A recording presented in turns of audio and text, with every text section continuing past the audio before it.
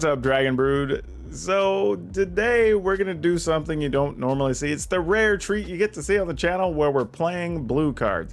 Okay, well, I'm gonna be honest, we're only playing blue cards because we're turning creatures sideways and we're gonna play an Azorius Flyers deck, or blue-white Flyers as some of the old school like to say. And it has an interesting story today. Actually, I had this deck kind of sitting around in my deck queue, and I kind of go over decks sometimes with people on my stream. By the way, if you want to check it out, it's twitch.com/PowrDragn if you ever want to come see me. Mondays, Tuesdays, Thursdays, 9 p.m. to midnight Pacific time.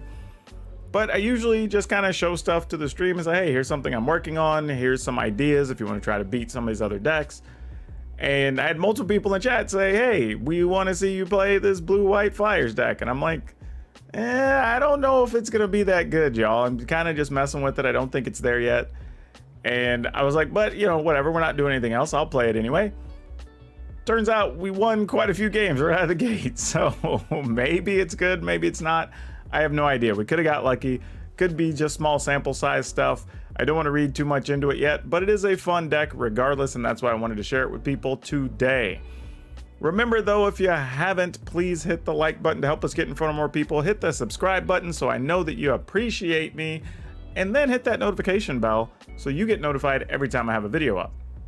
Let's go take a look at this Azorius Flyers deck that's a little bit different. Okay, so this is going to be kind of exciting. All right, I will say the one downside to this deck is we actually don't have that many quality 1-mana Flyers. I guess if you want to call it a downside, but it kind of is. There are some other 1-mana things you can play, like the Wind Robber or whatever, but it's fine, but we're not really in the market to be milling our opponent. So I'd rather take the time to play just a better card in a lot of cases. So we're playing the Kite Sail Cleric for two reasons. One, actually, I guess there's three. One, it's a 1/1 flyer for one. Two, it's also a cleric, and we have some stuff that cares about party. And there are times just tapping down like one dragon or whatever is going to allow you to get through for the finish. So we're going to check that out. Playing 4 Concerted Defense, which has actually been very good for us. Playing 2 Sajiri Step. This is something we added a little bit later, but it can protect one of your key creatures. It can help you push through an attack step. It does a few different things for this, and it still doubles as a land if we need it to be. Playing 4 Lofty Denials for obvious reasons. Skycat Sovereign. This is one of the best cards in the deck. I've also used it a couple times just to remove a card or two from our yard to reduce the number of creatures we have there, or a number of cards we have there, to kind of take away bonuses from the opponent's stuff. So there's a few things you could do. You could also make chump blockers with it. You can pump yourself with the Skycat. So it's kind of cool. I like what it's got going on. Staggering Insight. This is a card that is good. I'm not sure how good. I mean, it's nice if you can draw into, say, like a Lofty Denial or a Brazen Borrower, but otherwise it's just kind of like a card in some life, but that's never really bad. So for now, it's got a place in the deck. Playing Watcher of the Spheres, which is really good, making all your bigger creatures cheaper, and just generally being a good attacker, which is really nice. Got Brazen Bar. I actually kind of want to squeeze in a 4th one of these, but for now it's just 3. Jubilant Skybonder. This is one of the most important cards in the deck. It actually really slows your opponent down from being able to deal with your stuff and can let you slowly piece together a plan, which is really nice. Also, in conjunction with Linvala, means Linvala kind of ends up being nearly unbeatable. I don't want to say unbeatable, but like really hard to just deal with your creatures, right? Because they already have to pay a lot to kill something. And then if you really want to, you could sack Linvala to keep the stuff alive, which is pretty nice. Have 2 copies of Legion Angel. Yes, we do have 2 in the sideboard as well, for obvious reasons, so we can go fish them out. But it is also a warrior. It's one of the few things we have. Now, we don't necessarily need to hit full party for things to work out, but, you know, occasionally if we can hit party and have Linvala, awesome stuff. So we'll see how often it works. Then we have some Amelia's Call, some Plains, Islands, Temple Enlightenment, and Fable Passage. Sideboard, if you need one, there's going to be a couple of Duress, some Essence Scatter, 3 Negates, Archon of Emeria, playing 3 Mystical Disputes, the other angels we talked about, in 1 Baneslayer Angel. However, I'm going to cut this last Baneslayer Angel, and I'm going to put in, probably Glass Casket, I think is what we're going to do. Mostly because I think I want 1 or 2 more things maybe against mono green other than just spell counters. just being able to remove like a Lovestruck Beast or Yorvo seems like it could be pretty important. I'm not sure where else we'd find the room though, so it's real light. We're basically just bringing in 3 cards in that matchup, I think. But we'll just see what happens. Let's go hop into the arena. All right, we're keeping this. Hopped in a little late on the opponent having their first turn there. Yeah, we're just going to take our time here. It looks like the opponent's playing mono red of some sort. Could I say that? I mean, that's a lot of assumption. It could be a lot of things. Okay, now I'm going to say it's mono red. Oh, that's unfortunate. Them getting that is going to be backbreaking for us, unfortunately. Yeah, we're in bad shape now. We almost have to create a scenario where they need to block some things. Or kill some things so they can't take the time to play the other spell there. That's unfortunate. Not really sure what to do here. I mean, even if they kill our Watcher here and they attack with the Robber, maybe we just bounce Robber. Oh, this is interesting. Kind of dig where this is going. Oh, the opponent got our other Angel. Okay. Interesting. Not the path I thought the opponent would have taken. So let's go ahead and just play this. And we'll pass. Mostly because, like, maybe they 2-for-1 or something here to try to kill our Linvala. Well, now they can just trade, I guess. But I assume we're still okay with that. Not really the start we wanted to this game, but it's not bad. Okay, so we'll trade for a dog is what we're going to do here. I guess the question is, what happens if we take 6?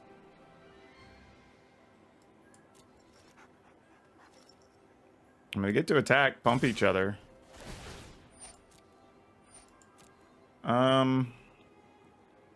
Take 6, we go to 10. We'd have Linvala. Then we could block with an Angel, block with Linvala, sack 1. Problem is, if they have Embercleave, then we'd for sure lose, though, right? So that wouldn't be to our benefit at all. Opponent has 3 cards left. Alright, we're just going to block, since I don't really know what else I want to do here. Though not blocking, there is a real argument to be made for that. Especially if we were to draw like a 2-mana thing here. Because then we'd be able to play something and then block. And okay, we didn't. So if we did draw something for 2 mana, it would have been a bit disappointing there. But we didn't, so it didn't hurt nearly as badly. Get another Plains. Don't feel great about this, but for efficiency's sake, I think this is what we need to do. So we can play Skybonder, followed by Brazen Borrower next turn. I think is our best plan.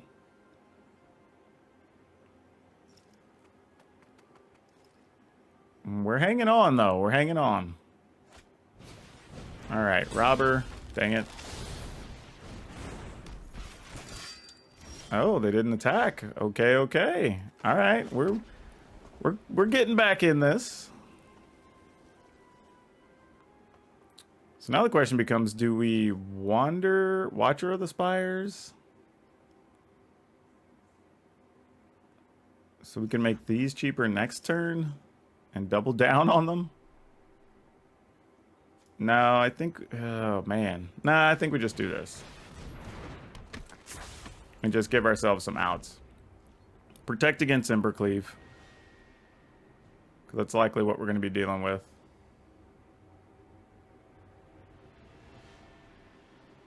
Oh, the opponent's checking our stuff. Realizing they're going to have to pay more to kill something. Maybe they just have a Bone Crusher Giant? That would be nice. I think the problem here is I don't know if I want to bounce a thing now. Actually, we can't afford to. We just have to give the opponent a card. Which I don't want to from the Robber Rich, but I don't think we have a choice. Like, we just have to say, fine, you get it.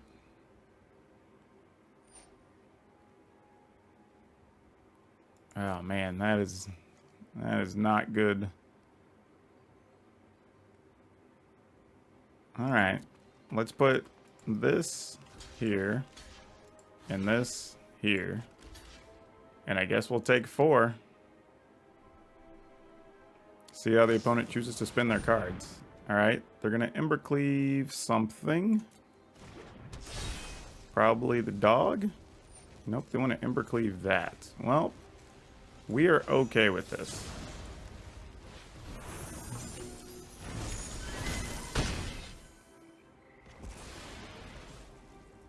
Alright, so that helps a little bit. Though, this thing getting fired up is not going to be great for us.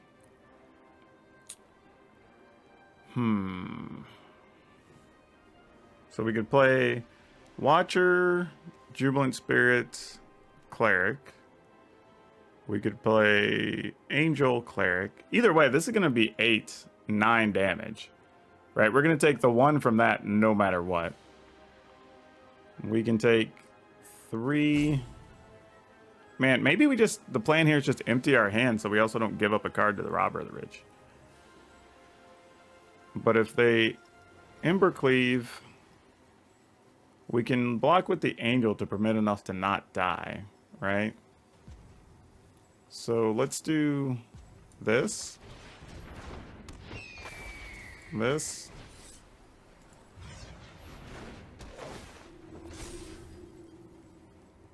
Maybe the... Yeah, we'll just do that. And then attack for 4? I mean, if we just attack... Because this is just a base 2/2. We attack with those for 4. I mean, block with those. Oh, this is not pretty. Alright, I'm just going to attack for 4. Trying to figure out the best scenario here.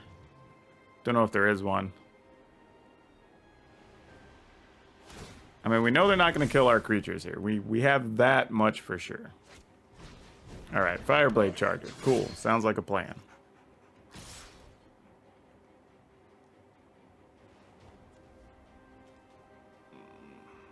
Man, okay, so they have an Embercleave. We can block in a way that makes sure we kill their thing, but we give up basically our board. Alright, I think it's just what we have to do. This may be a bad blocking scenario, but... And truthfully, the mistake was attacking with the Angel. I shouldn't have done that. We'd have been much better served blocking with an Angel here. That actually could be the reason we lose here, truthfully.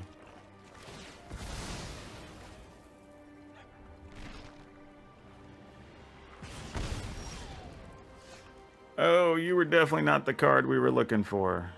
You were not the thing we were looking for. Oh, boy.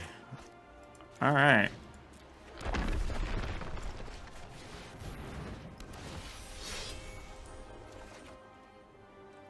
I mean, I guess that's all we can do. All right. I'm just trying to think, is there anything we can draw here to win? But I don't think there... Okay, they drew a Slaying Fire. Didn't matter. Yeah, well, we're definitely keeping this. Alright, we'll keep a Sky Cat. I'm alright with that.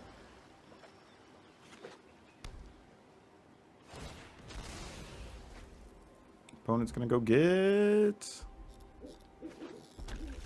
Alright. Seems relevant. Alright, I guess knowing the opponent's gonna go get that, I'm just gonna play Watcher.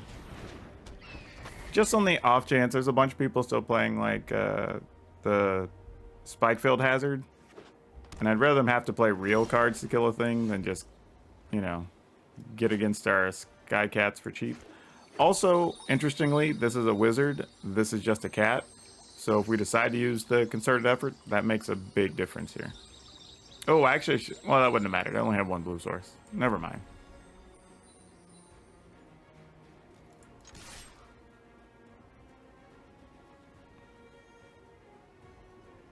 Here comes a Bone Crusher Giant for the Watcher of the Spheres. Or maybe not. All right, just take 2, opponent. We're going to be patient here as well. We're in no hurry.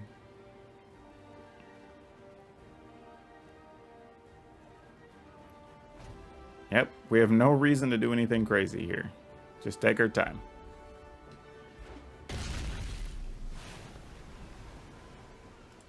Interesting. They're not doing anything either. What's up? So this is Omnath?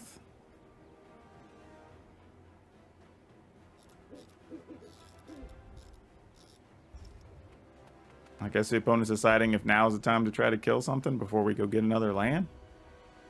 I would think oftentimes, though, if you're going to do that, you still do it and let me choose the land first. So I make my decision without knowing if my creature is going to be alive or not. I mean, because otherwise, if they kill it, then I may choose my land differently because my turn's going to change. I mean, in this instance, it really wouldn't, but my opponent doesn't know that, obviously. Alright, we're going to Skycat it. I mean, the only downside is they play Omnath, we have to bounce it, and they're going to get another card, which is a big pain in the rear, but not a lot we can do.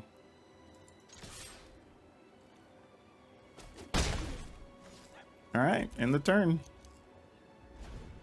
Still no Bone Crusher Giants in sight.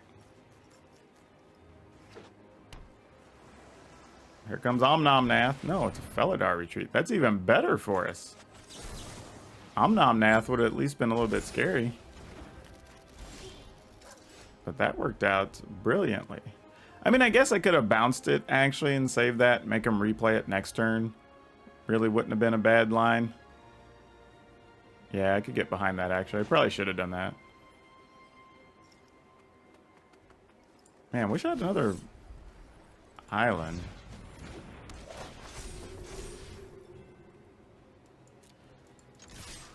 I think that's all I'm going to do here, just in case something happens and we have to just play this after they sweep the board or something.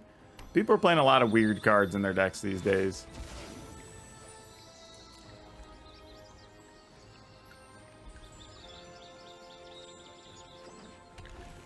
Alright, what do we got going on, opponent? Kenrith is not going to do it, sir. You are dead ski.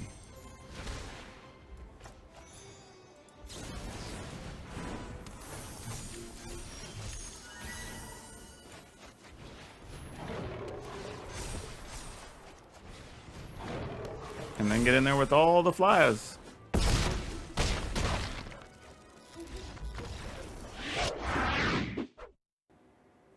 Oh boy. You know what? I'm going to gamble. We have a bunch of 2-mana things. Let's see if we find one.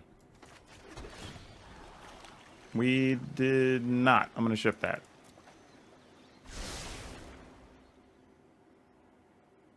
This is an awful keep, by the way. When you have no action until turn 3 with this deck, it's really wrong. You don't want that. Adventurous Impulse. So they're really a creature or a land. Oh boy, what are we doing here? I have no idea what's happening. This guy. This is... Man, what on earth is even going on? I'm gonna kill it, counter, because I just don't like. I mean, this thing plus other. I don't know. That's probably an awful thing to counter here, but I mean, at some point we got to try.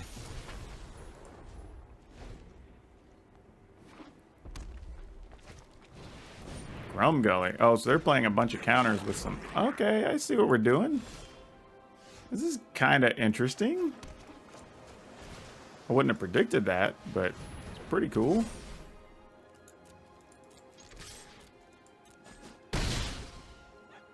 Alright, get life, get a card. Okay, this isn't bad. So now we got some counter backup. We can use the step next turn. Oh, what is it? Ogre Battle Driver. Oh yeah, I forgot that's one of the arena only things. You know what? I think I kind of want to use this. Well, I can't. It's a creature. Never mind. It has to be non-creature spell. We'll take our 3 from the Grum Gully. Yeah, I don't even know what the opponent's doing here, y'all. This is... I mean, I kind of know, but... This is an odd choice for a deck, I guess.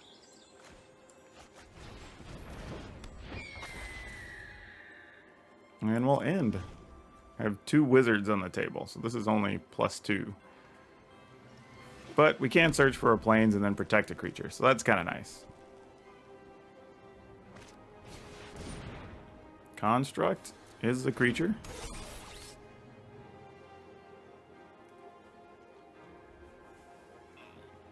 Okay.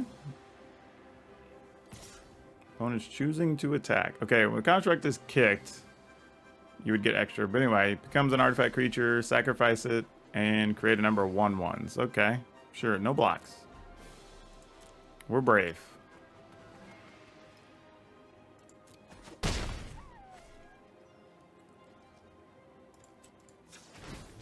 Alright, this is the scary part. However, though, since we have concerted defense, anything they have, we'd be able to counter, so no problem going and looking for planes here.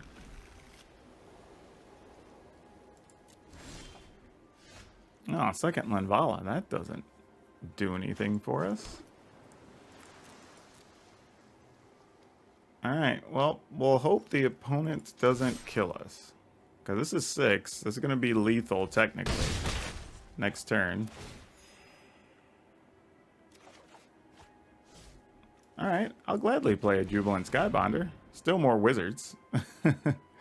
Doesn't increase the effectiveness of this concerted defense, but it does protect our creatures. Though technically Lenvala could do that anyway, because I have another Lenvala, but I'd rather keep it on the table since we can just... what is... Oh, when it becomes target, you get the 1/1s, huh?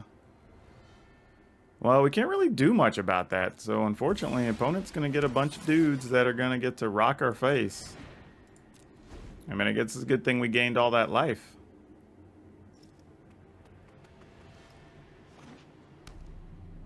Two, 4, 6, 8, 10, 13. Phylath is going to make a bunch of 1/1s. This went a whole different direction. None of those have reach, right? They're just 0/4 plants. Attack for 13. Yeah, all right. This nothing really matters. That didn't even have reach. Yeah. I mean, I appreciate what the opponent's doing, but didn't really do much.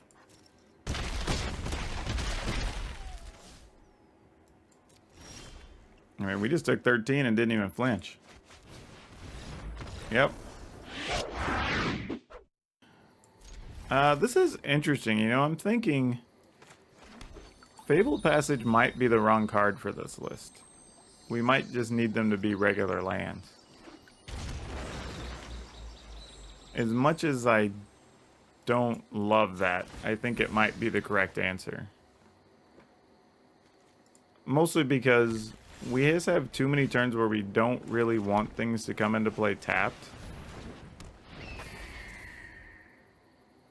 Or we really need to play something on 2 or really play something on 3 the way things fall. And you just don't want to really back yourself into those ugly situations, I think.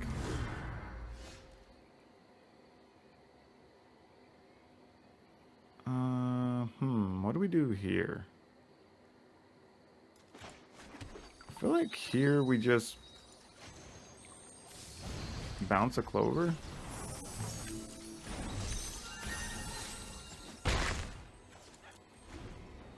Mostly doing that, hoping maybe we can find some type of counter or something next turn.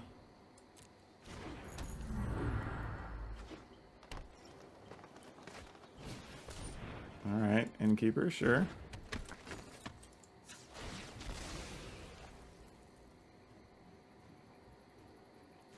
Plains.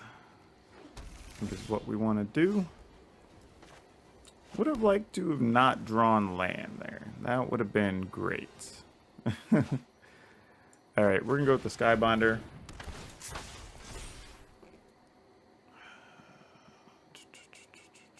And I think the Skybonder is actually pretty legit here, honestly. And I feel like as much as I want to put this on the Watcher, we're better off putting it on the Skybonder. So if they have Bone Crusher Giant, they can't really get rid of the Skybonder. If they have a Brazen Borrower, they can do that. Or do we do neither and just play Linvala? Then we can give stuff hexproof. Yeah, that's pretty good too. Yeah, let's just do that. I like that better. And then we can just take the card next turn. Then that further protects the Skybonder. I don't know why I got so hung up thinking about the Staggering Insight. But yeah, this play is much better.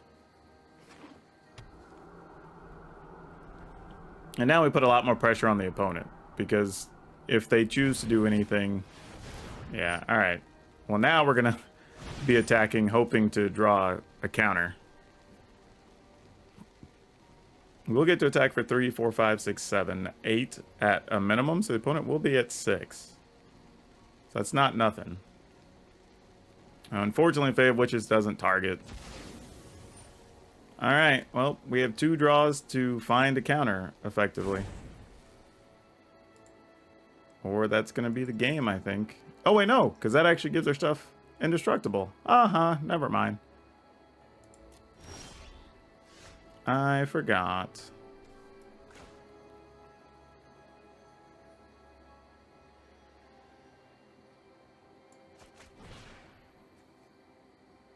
Yeah, I guess it goes on the Skybonder. Protect the team at all costs, I guess. Come on, be there.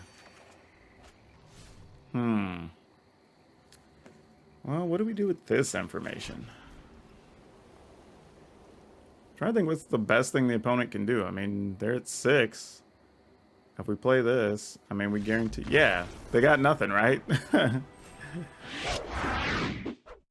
Oh, boy, we get to go first. We have all the mana we want. You know what? I'm going to keep. See if we can find one of our 2 mana things. We did not. All right, we get one more shot at it.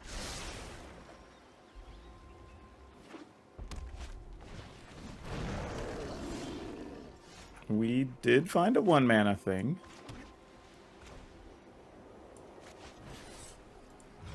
Don't know how good it's going to be here, but we did find it.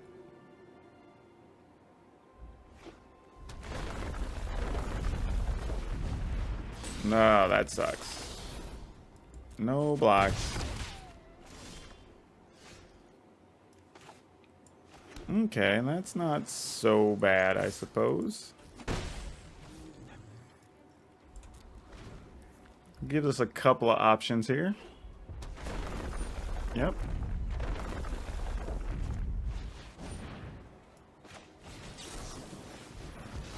Definitely changes things, but we do have to take 4 and go to 12. So we don't love that. Not even a little bit. Oh, do we just take 3 here and go to 9? Which sounds super painful and awful. Can't imagine that's correct, but we might have to. Alright.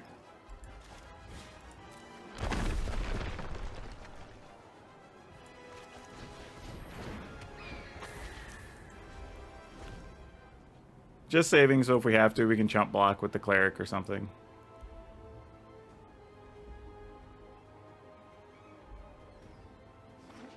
Alright, there's a land, sure.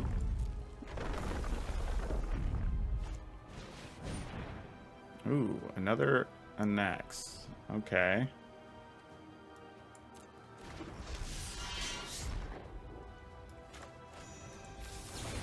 Let's return the Anax.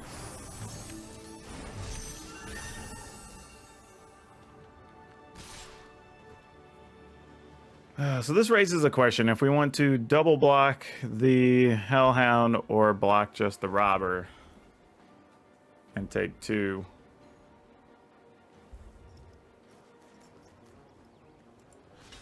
I think, though, that's what we want to do. Don't love it, but you know, it's what we got. Well, maybe that helps. I doubt it, though.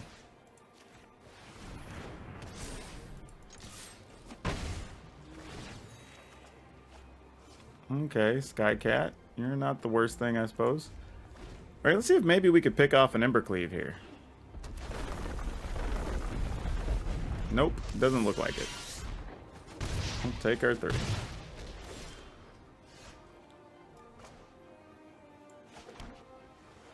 All right, we can get a wizard down. Then make this 3, but that's 4, 5, 6, 7 maybe. We would go to 8. We could block with one of these. This is also a rogue. Doesn't block, though. All right, well, let's attack first and see what we find.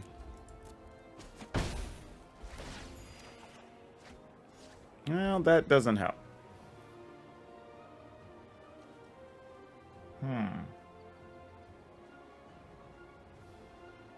Yeah, I guess we go ahead and play this. Rather have the option to block if it comes up.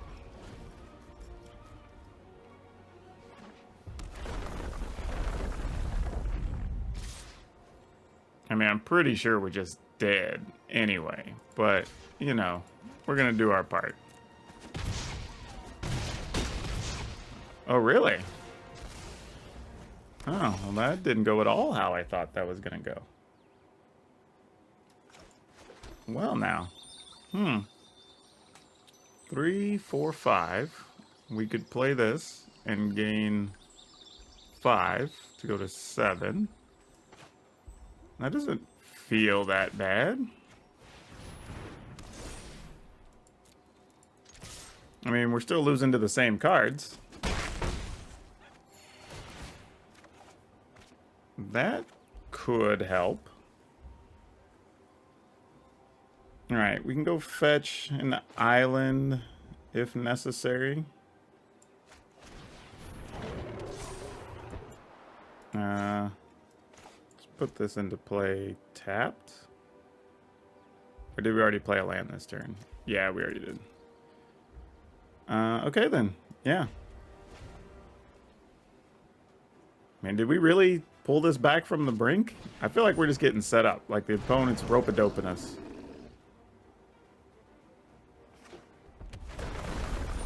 Alright.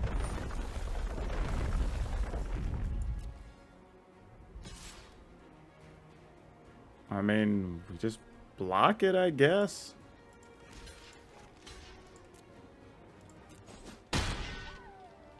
Okay, so they get 2 1/1s.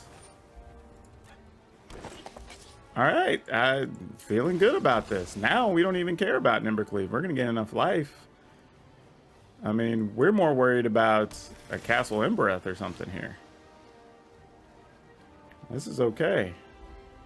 Alright, we're going to get in there with these. Alright, opponent's at 5. We're at 12. Oh yeah, there we go. This was the right mix of cards. Now we'll just end the turn. Should be ball game. Yep. Yep. All right. Whew.